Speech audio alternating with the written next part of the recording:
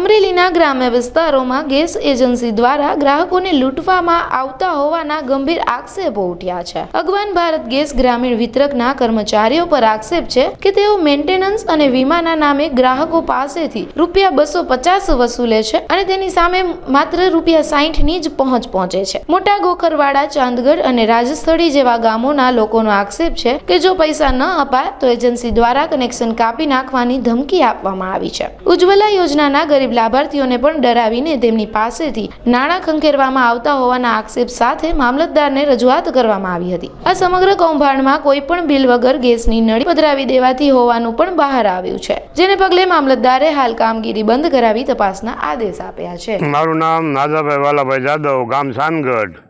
2-3 દિવસ પહેલાં વાક્યાથી આવ્યા હતા ઓલા ગેસ એજન્સીવાળા, એટલે મારામાં ફોન આવ્યો, મને કહે તમે પૈસા ભરી જાઓ એમ।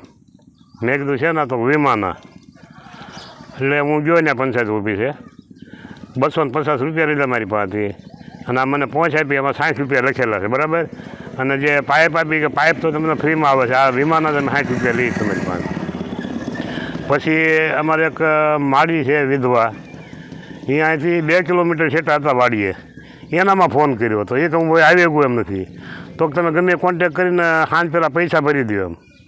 પછી એને એ માળીએ મારામાં ફોન કર્યો, એના 250 રૂપિયા મેં ભર્યા, એની પહોંચ હું લઈ આવ્યો। અને આવો લગભગ જેટલા વાક્યના કનેક્શન છે અમારા ગામમાં બધાય પાસેથી 250 રૂપિયા લઈ અને વહી ગયા છે। માગણી અમારી એ કે અમને કોઈ બાને 250 રૂપિયાની પહોંચ એને નથી આપી, જો એ વીમો હોય બધું પહોંચ તો આપે ને 250ની, એવું કોઈને આપ્યું નથી। તપાસની માગ કરીને તમે કહો ત્યાં અમે આવીશું, બરાબર, જ્યાં રજૂઆત કરવા જવાનું થાય ત્યાં ટ્રેક્ટર ભરીને આવીશું। મેં કીધું અમારે નળી છે બદલાવી છે, અમે અમારા ગેસના બાટલાની હારે આવી છે, તો કે ભલે આવી, કે અત્યારે અમારા નળી ઓફિસેથી ફ્રીમાં આવી છે, એ કે તમે નહીં લો તો અમે તો એ કે ત્યાં રદ પાછી આપી દેવું, એ કે તમારે મફતમાં આવે છે, એ કે પૈસા મેં 250 ભર્યા। મેં કીધું આ તો 250 શેના ભર્યા, એ કે એ તો વીમાના છે, એ કે વીમો ઉતારેલો હોય ને એના ભરવાના છે, નળી તો ફ્રીમાં આવી છે।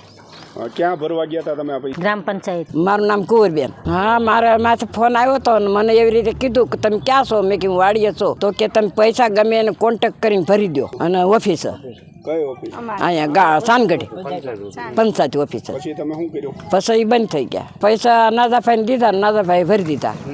એની માથે ફોન કર્યો હતો, એની માથે ફોન કર્યો કે તું ભરી દેજે, હું પૂગું એમ નથી। મારું નામ મનસુખભાઈ જીણાભાઈ, રહેવાસી મોટા ગોખરવાળા। મારે હંસાબેન મનસુખભાઈ નામનો ગેસનો બાટલો છે, એનું આ ભાઈઓ આવ્યા છે, વીમા પેટે 250 રૂપિયા લે છે અને એક રસીદ આપે, બીજી એક નળી આપી છે। બાટલો લીધો એનો તો ઘણો સમય થઈ ગયો છે।